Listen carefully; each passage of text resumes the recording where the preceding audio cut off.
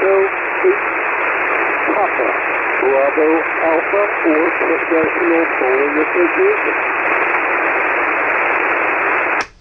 Is that Kilo Echo 8 Papa Tango Alpha? Is that a Roger? Echo 8 Papa Tango Alpha. Is that a Roger? No, Papa Bravo Alpha. Okay, Papa Bravo Alpha. Is that a Roger? Okay, Papa Bravo Alpha. Is that a Roger? Roger, USA. All right, and what's the name there? All right, and what's the name there? Name here is Rich, and it looks like this is Jim in New Albany, Indiana. It's Roger Rich, and what radio are you running today, sir? It's Roger Rich, and what radio are you running today, sir?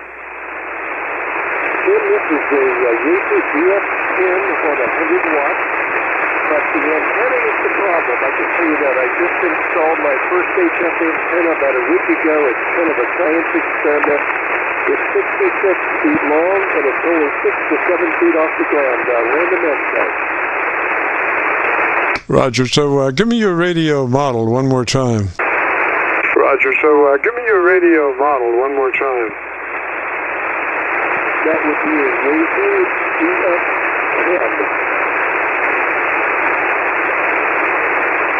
That's Yaesu EX, Edward X-ray, something? Edward X-ray, something? No, that would be E like Delta, X-ray 10. Delta X-ray 10, is that a Roger? Delta X-ray 10, is that a Roger? That's a Roger. Delta X-ray 10. All right, Rich. Well, if you would be interested in a setup procedure, the first thing is to be sure that you're operating in that wide transmit bandwidth. It's called TVW, wide, and it is 100 to 2900. Transmit bandwidth, 100 to 2900. If you're not familiar with it, just make a note of it and check it out in your owner's manual at a later time, Roger? 100 to 2900 transmit bandwidth. Time, Roger. 100 to 2900 transmit bandwidth. USL, Billy, I have been listening, and I've looked at my manual, and I just don't have that number, but I do take a note of it. Roger. Then once you get your radio, in that mode, then go to your compressor processor on and add a 3 out of 10 or 30 out of 100, depending on how it's labeled. We're just looking for a third of that compressor processor. So, bring it up, bring your compressor processor up, and crank in, if it's 0 to 10, you want it on 3. If it's 0 to 100, you want it on 30, Roger? If it's 0 to 100, you want it on 30, Roger? Roger. USA.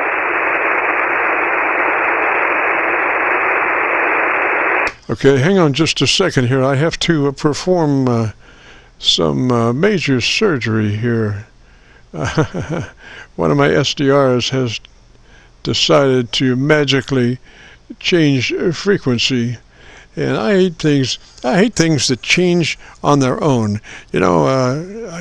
Some radios, as you're programming them, if you wait too long, they'll decide to go home, in the menu.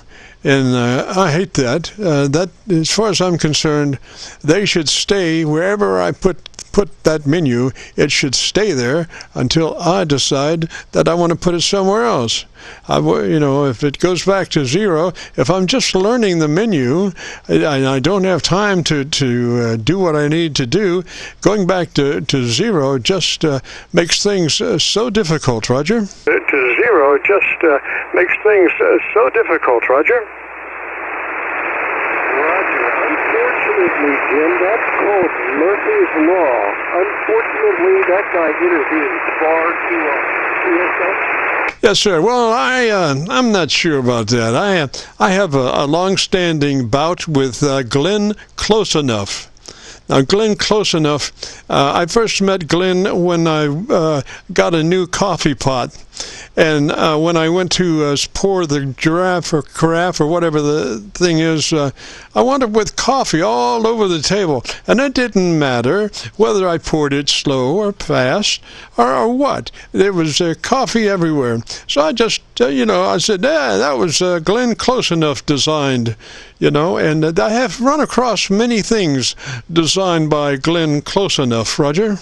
Many things designed by Glenn Close Enough, Roger. Roger, yeah, well, I appreciate that, Tim, and I know sometimes what kind of an F reading are you finding of me? Probably almost nothing. I wish I had a better copy on you. I really do, but you're just above my Kentucky SDR noise level, Roger. Well, my Kentucky SDR noise level, Roger. I think I'll pass this on to someone else since I'm hard to hear thanks to your help. So, KC9VKV, this is Kilo, Echo 8 Papa Bravo Alpha. I'll say 73 flag, Roderick, Ohio. Roger, Rich, 73 there. And, if you ever get a chance to run by a power amp, boy, that is the neatest thing. Just put some clarification in the ointment there. If you have a power amp, bring it up to 500 watts, 600 watts. It helps clarify the credence. Helps clarify the credence there, and does make Mother Nature respect you a whole lot more, and folks respect you a whole lot more because your entity is one to be dealt with, because you are definitely functioning very good. Sometimes 100 watts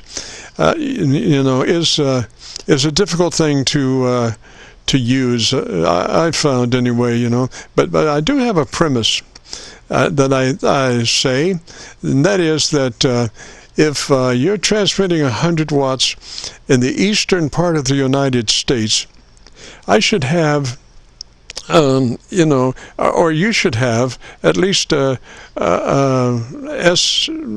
to 8 somewhere. I mean, if you're an S1 everywhere in the eastern part of the United States, you're not getting out, and that's called ESP. Over. Let's see. Oh gosh, I can't recall the formula now, but it's ESP over ADI, I guess it is, or EST over ADI. And what that means is how well you're getting into the area that you're looking to get into. And there's a lot of things that you can do. If there's a particular area that you want to get into, when you string your antenna broadside to the area that you're wishing to work.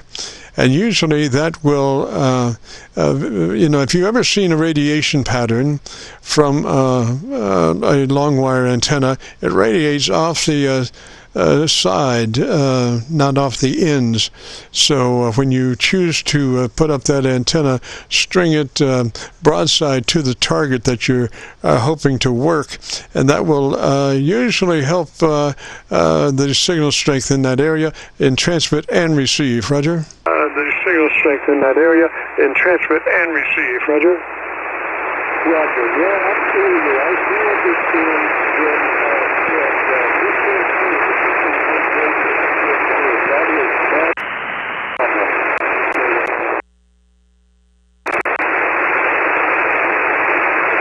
Yeah, I went around the horn again to look for a better signal, but there is none. So, I bet if you, let me give you a suggestion.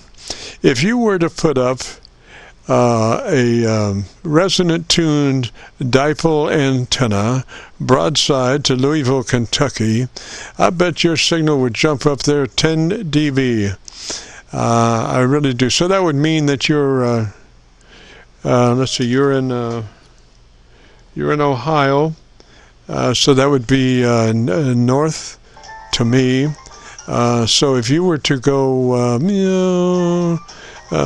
east, let's see, east and west to orient to transmit north and south, because an antenna is bidirectional. You know, it's broadside, yes, but it's also bidirectional because it's radiating as well off the one side as off the other side. But better that than off the end, which theoretically there is no radiation at all. So it would help if you wanted to work this way, if you had the luxury and the property to be able to choose your direction.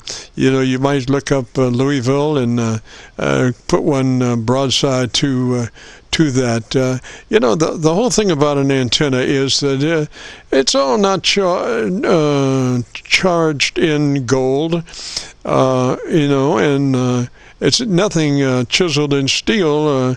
You should have the ability just to, on a whim, put up an antenna. A wire antenna is extremely inexpensive to make. You know, if you look at the manufacturing codes or product measurements for constructing a 40-meter tuned dipole antenna, you know, you can find those anywhere on YouTube, and the material is almost nothing. You know, probably the greatest expense is the coax to get from the antenna to the radio. Roger. Coax to get from the antenna to the radio. Roger.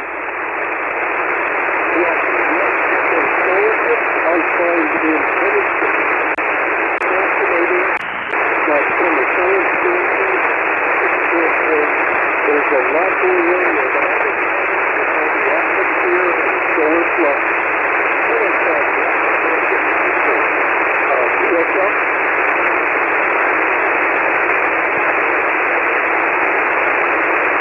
Roger, Rich. And the other thing is to get yourself an antenna switch where you can take what you have, and if you put up a new antenna, then incorporate that into the switch, where you can switch from one antenna to the other. So what I'm saying is, don't get rid of your old antenna.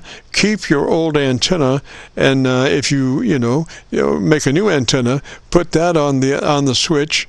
And maybe if you had a 4-position switch or a 3-position switch or 2-position switch, whatever it is, keep the old antenna as you add a new one, and you can use the one that you had to be sure that you're doing better on the one that you just built than the one that you had. You know, it gives you a starting place, and it also gives you a new point, another point of view, another option, if you will. And there's nothing better in amateur radio antennas than to have options. Roger? No antennas than to have options. Roger?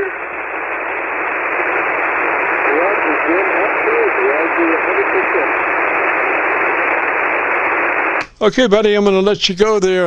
Like I said, I wish I had a better copy on you, but it is what it is. And if you want to hear or almost hear what you'd sound like, if you go to YouTube and do a call letter search for KC9VKV, followed by the word logbook, that will take you to this recording, be cut number 1 in a series of 3100, and I'll have it uploaded to YouTube by noon tomorrow. So 73 there, Rich, and we'll catch you later, Roger. 73 there, Rich, and we'll catch you later, Roger.